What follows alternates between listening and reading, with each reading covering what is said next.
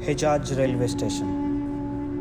कहने के लिए तो सिर्फ ये रेलवे स्टेशन है, बट इसके पीछे इतिहास छुपा हुआ है। आज ये इतिहास जानने के लिए मैं यहाँ पर मदाइन साले के इलाके में सऊदी अरब में अलोला में आया हूँ। एक ऐसा रेलवे स्टेशन जिसको लोग दूर दूर से, दूसरे मुल्कों से टूरिस्ट जो हैं देखने के लिए आते हैं। क्या है ऐसा इसमें, आज हम इसके बारे में इस वीडियो में बताएंगे। उस्मानिया सल्तनत में 36 सुल्तान गुजरे 1299 से लेके 1922 तक, पर इसमें आखिरी जो राजा थे अब्दुल हमीद सानी, उन्होंने इसकी पाए तकमील रखी। तारीख कुछ यूँ है कि मुसलमानों के लिए अब्दुल हमीद सानी जो उस्मानिया सल्तनत के जो खलीफा थे और ये आखिरी खलीफा थे, इन्होंने ये ट्रैक लाइन का प्रोजेक्ट स्टार्ट किया, क्योंकि जो लोग हज के लिए, उम्रे के लिए जो सफ़र करते थे, गर्मियों का मौसम, ठंडी का मौसम जो होता था, जो सफ़र पे ऊँटों पर जाते थे, घोड़ों पर जाते थे, ये सफ़र कम हो और जल्दी से जल्दी और सहूलत के साथ पहुंच जाए, इसीलिए ये प्रोजेक्ट अब्दुल हमीद सानी ने तैयार किया था, तैयार करवाया था। पर कुछ ऐसे मंसूबे, कुछ ऐसे काम जिस वजह से ये प्रोजेक्ट जो है अधूरा का अधूरा रह गया। इतिहास तो बहुत लंबा है, बट मैं इस वीडियो में तफसील से नहीं, बट थोड़ी ही बात करूँगा, क्योंकि वीडियो ताकि लंबी ना हो और आपका इंटरेस्ट बरकरार रहे। 1320 किलोमीटर तक इसकी रेलवे ट्रैक लाइन बिछी हुई थी और इसका जो कुल बजट था 40 लाख तुर्क लीरा बजट था। ये उस वक्त का बजट है। अब्दुल हमीद सानी ये प्रोजेक्ट को देखते हुए समझ चुके थे कि इसके लिए और ज़्यादा पैसा लगने वाला है, तो हर मुल्क के मुसलमानों से ताउन की अपील की और हर मुसलमान जो पैसे वाले थे, उन्होंने अपनी हैसियत के हिसाब से इसमें ताउन किया। ये प्रोजेक्ट सफ़र को कम करने और मदीना और मक्का की ज़ियारत बहुत आसानी से हो जाए, इसीलिए तैयार किया जा रहा था।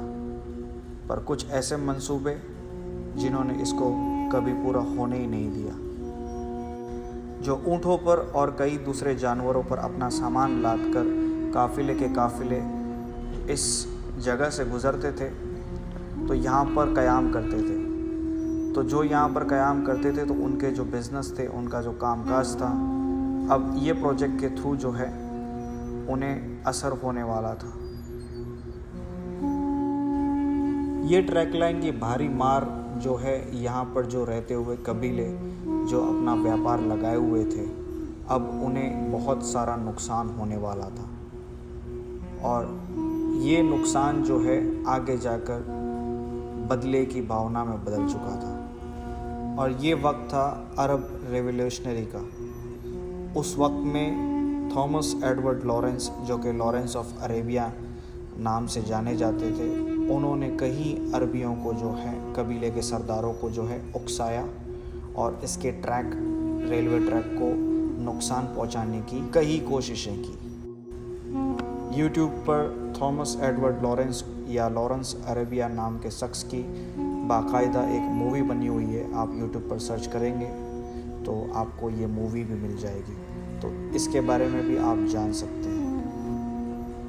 ये एक वजह थी, और दूसरी वजह थी जो पहली वर्ल्ड वॉर हुई और उसमें जो है तुर्की को, जो सल्तनत उस्मानिया को बहुत नुकसान उठाना पड़ा, और उसके बाद जो है इसका जो प्रोजेक्ट है कभी पूरा ही नहीं हो पाया। तो ये छोटी सी इसकी हिस्ट्री है। आगे बढ़ते हैं। यहाँ पर रावी ने कुछ चीज़ें बताई, वो भी आप सुन लीजिए। जब आप हिगरा हेरिटेज साइट के टिकट लेते हैं तो सबसे पहले आपको यहाँ स्टॉप किया जाता है और ये रेलवे स्टेशन के बारे में बताया जाता है।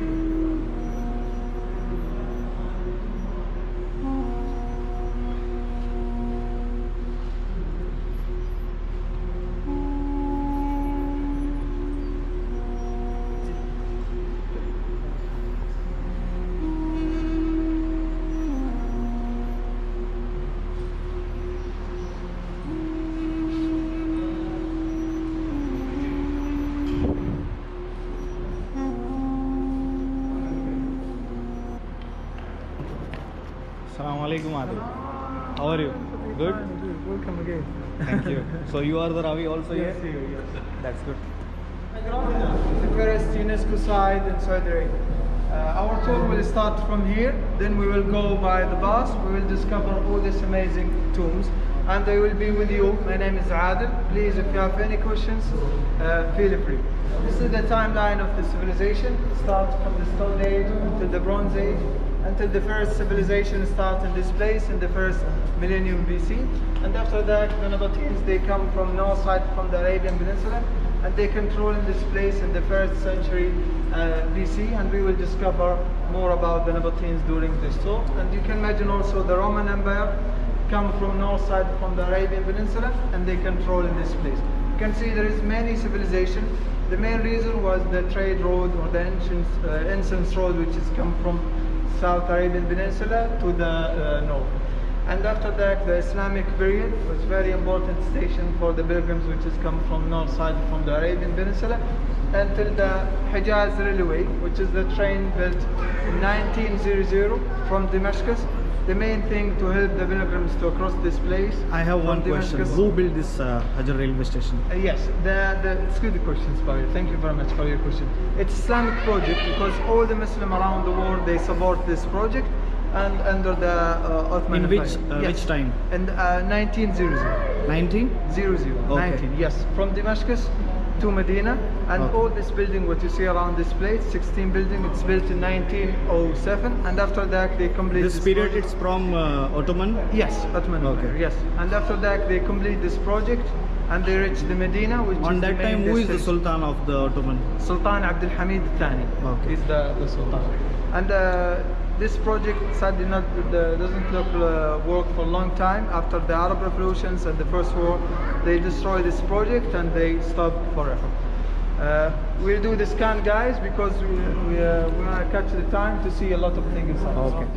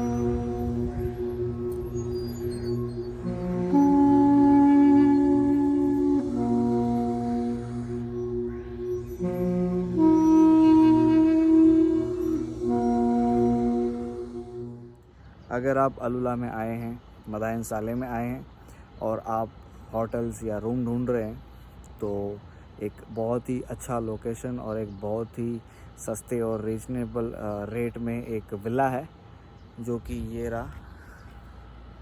ठीक है, यहाँ पर मैं रुका हूँ।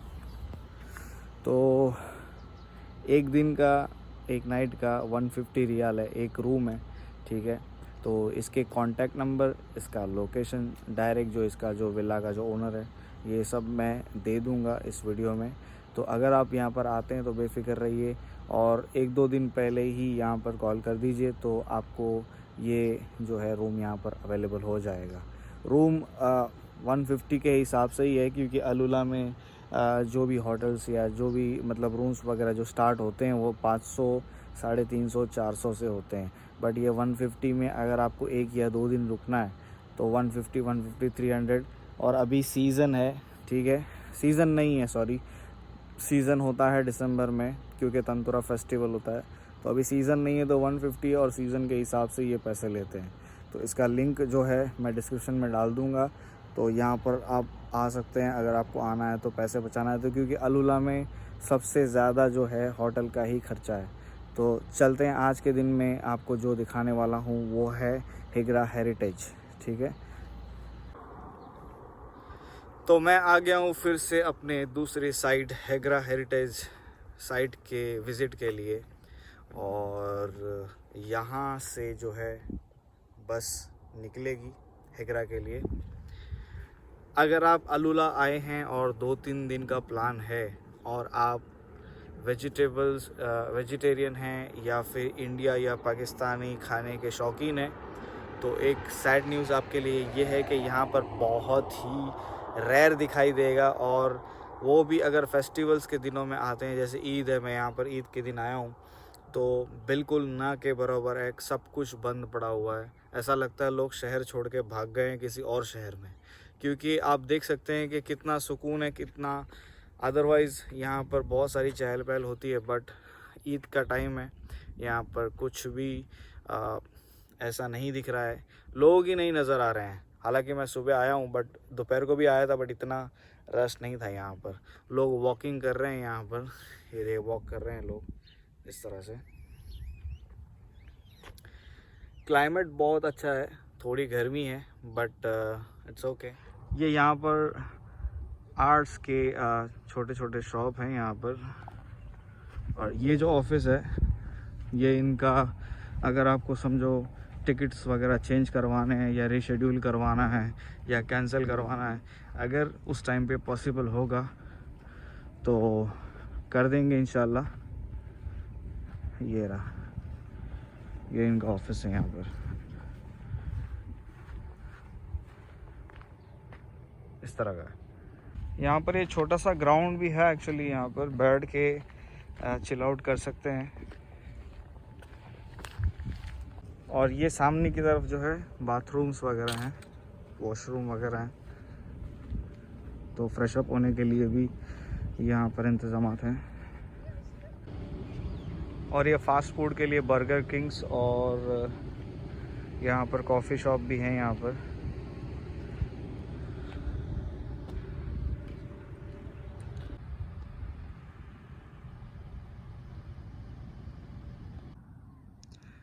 ये पहाड़ सिर्फ देखने के लिए खूबसूरत नहीं है, एक अलग ही तरह की कशिश है इसमें। और ये एक इस तरह का पहाड़ लग रहा है जैसे कोई दरवाज़ा खोल के वेलकम कर रहा हो। मैं जितना करीब हो सकेगा उतना करीब जाऊंगा। बस का रिपोर्टिंग टाइम 7 o'clock है और बस यहाँ से रवाना होगी 8 o'clock, बट मैं यहाँ पर आ चुका हूँ 6:30 बजे। ठीक है, तो देखते हैं क्या है, जो भी होगा मैं आपको बताते रहूँगा।